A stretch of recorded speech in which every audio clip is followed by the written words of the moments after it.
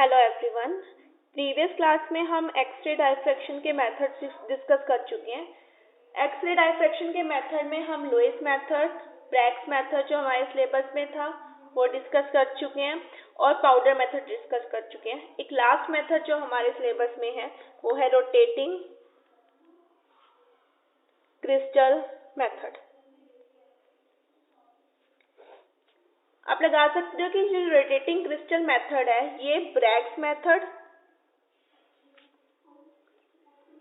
और powder method दोनों का कॉम्बिनेशन है।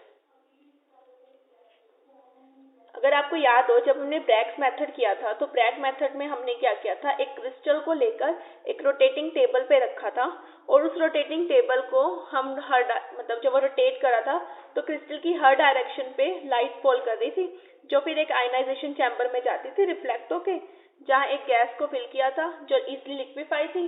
वो लिक्विफाई होगी, आयंस मूव करेंगे, जिसकी वजह से इलेक्ट्रोमीटर में डिफ्लेक्शन शो होगी और वहां से हमने चेक किया था कि कितनी डिफ्लेक्शन है उतनी इंटेंसिटी की इसके ऊपर लाइट आ रही थी।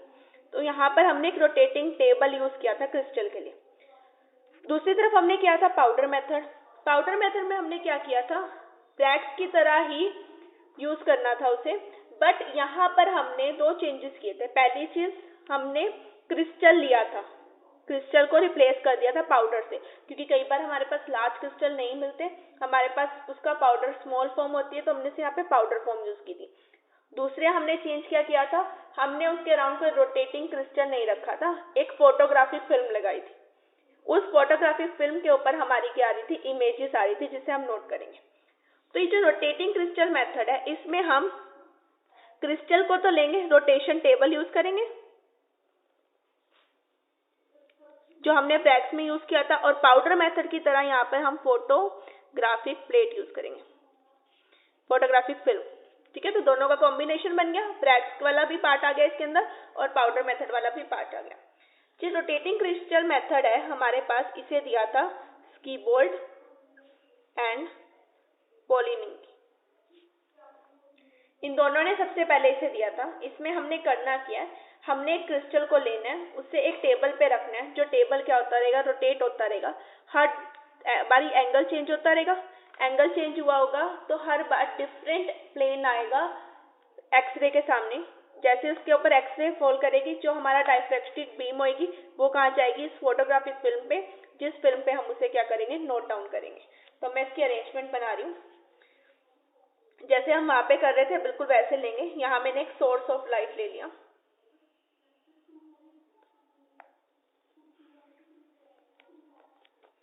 ये है एक्सरे सोर्स ऑफ लाइट। ठीक है, देन मैंने यहाँ पे क्या किया, इसका मोनोक्रोमेटर लगा दिया एक।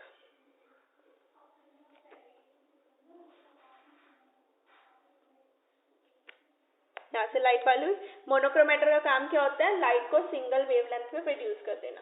देन यहाँ पर हमारी क्या स्लिट है,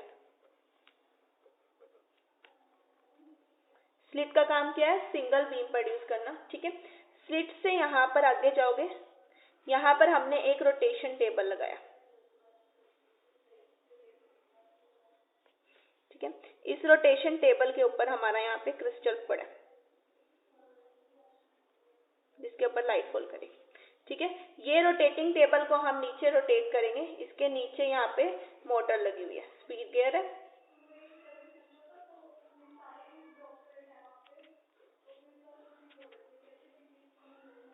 ठीक है, ये टेबल क्या होगा, रोटेट होता रहेगा, क्रिस्टल के बाहर हमेशा क्या आएगी, अलग अलग लाइन आएगी, और इसके अराउंड हमने क्या रखी है अपनी, वो फोटोग्राफिक फिल्म रखी है। ठीक है, तो मैं इसके अराउंड वो अपनी फोटोग्राफिक फिल्म को रख रही हूँ।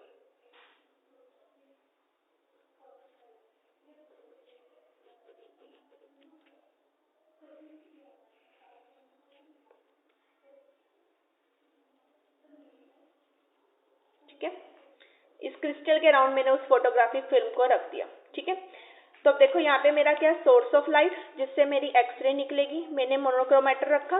मोनोक्रोमेटर का काम क्या है, सिंगल वेवलेंथ की लाइट को प्रोड्यूस कर देना। स्लिट से पास होगी, स्लिट क्या करेगी, सिंगल बीम प्रोड्यूस कर देगी, क्योंकि लाइट हर डायरेक्शन में होती है, बाकी सारों को इसने क्या कर देना, कट ऑफ कर देना। बीच में ये टेबल है, टेबल के ऊपर क्रिस्टल रखा है। क्रिस्टल जो है ना, टेबल को हम हर डायरेक्शन से रोटेट करेंगे, रोटेट होने के बाद क्रिस्टल रोटेट होगा तो हर बार अलग अलग एक्सिस के ऊपर क्या करेगी, फॉल करेगी। ये मैंने लगा दी इसके अराउंड पूरी की पूरी फोटोग्राफिक फिल्म, जैसे हमने पाउडर मेथड में से किया था ना, फिल्म के साथ पूरा कवर कर दिया था, बिल्कुल वैसे। जब मुझे पैटर्न नोट करना है वो सारा पैटर्न इस फिल्म के ऊपर आ जाएगा। ये क्रिस्टल है, इस क्रिस्टल के अराउंड इस तरह से मेरी फोटोग्राफिक फिल्म है।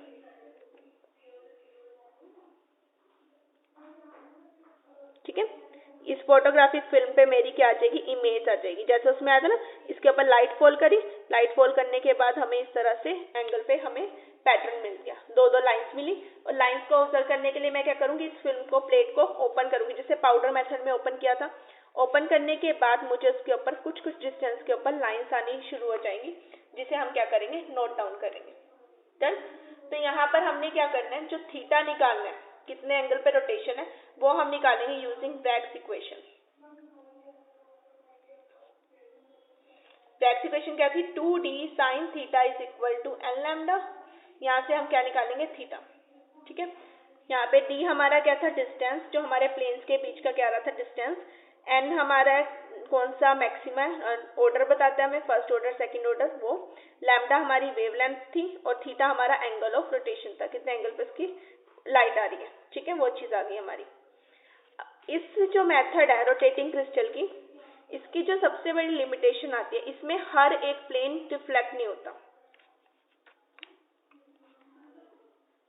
Not every plane can reflect, इसकी लिमिटेशन है।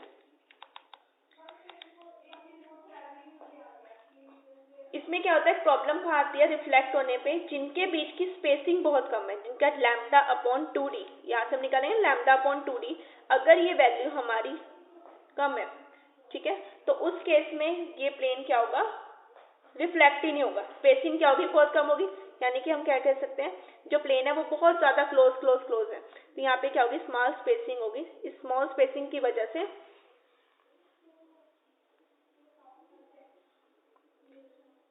तो स्मॉल स्पेसिंग आ गई हमारे पास।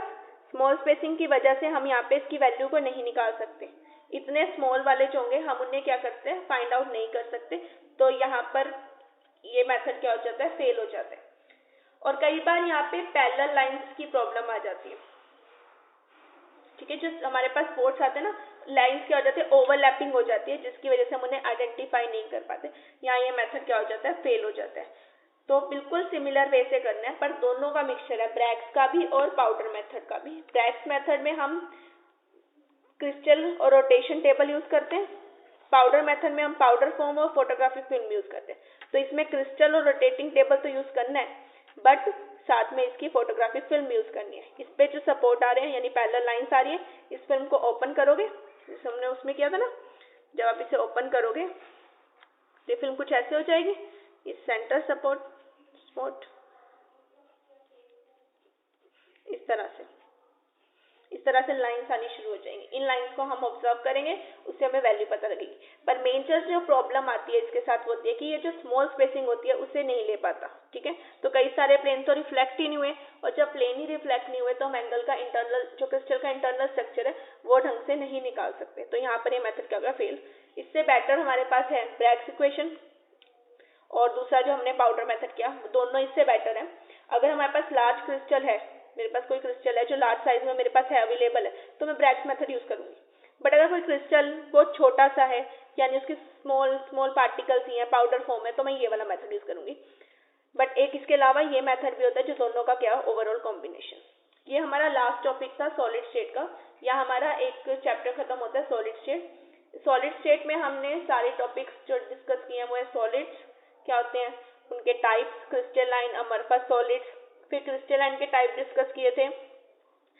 वहाँ पे हमारे 4 टाइप आए थे, ionic, metallic, molecular and covalent solids. फिर हमने क्रिस्टलोग्राफी टर्म्स पे आई, क्रिस्टलोग्राफी की basic terms, face, edges, habitat, इन सब के बात की। फिर हमने बात की जो हमारी 3 मेजर लॉ थी क्रिस्टलोग्राफी की। First is law of constituency of interfacial angle, हमने उसको स्टडी किया। फिर हमने सिमेट्री एलिमेंट पढ़ के लॉ ऑफ सिमेट्री को स्टडी किया। लॉ ऑफ सिमेट्री करने के बाद हमने देखे जो हमारे रेशनल इंडिसेस यानी क्रिस्टल के एक्सियल रेशियो, वहाँ से हमने इंडिसेस निकाले। इंडिसेस निकालने के बाद हमने वहाँ पर मिलर इंडिसेस और वेसिस इंडिसेस की बात की, उनके न्यूमेरिकल डिस्कस किए। न्यूमेरिकल करने के बाद हमने क्रिस्टल सिस्टम को पढ़ा, जिसमें space lattice, point group, crystallographic system, space groups, इन सबको स्टडी किया। और लास्ट हमने आए एक्सरे डायफ्रैक्शन मेथड पे, जिन मेथड्स में हमने पढ़े Bragg's method, Lewis method, Bragg's method, powder method और एक रोटेटिंग।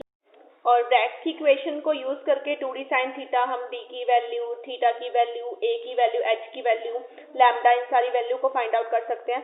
किस तरह का हमारा सिस्टम है, इंटरनल स्ट्रक्चर सिंपल है, फेस सेंटर्ड है, बॉडी सेंटर्ड है, वो सब भी हम वहाँ से निकाल सकते हैं। ठीक है, तो ये सारे हमारे टॉपिक। और लास्ट हमने किए NaCl और KCl का स्ट्रक्चर, जो कई बार एग्जाम में पूछ लेते हैं कि उनका फेस सेंटर्ड स्ट्रक्चर ड्रॉ करके दिखाओ। और CsCl का किया, जो कि बॉडी सेंटर्ड होता है, और उनकी पोजीशंस पढ़ी कि बॉडी वाला कहाँ पे प्रेजेंट होगा, उनके इंडिसेस क्या क्या होंगे। ठीक है, तो ये मेरा एक चैप्टर था सॉलिड स्टेट, जो आज हमारा कंप्लीट हो गया। ठीक है, थैंक यू।